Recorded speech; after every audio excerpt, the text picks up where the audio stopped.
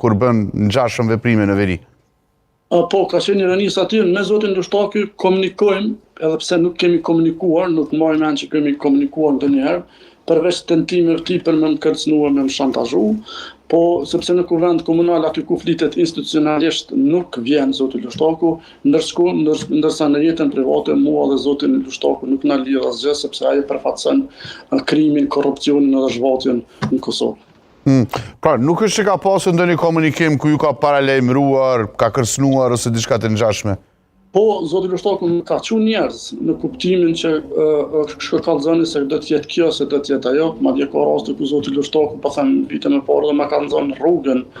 edhe më ka provuar me kërcënu, me më tregu që çfarë përpasojat që mund të kem, po nuk kemi pas komunikim privat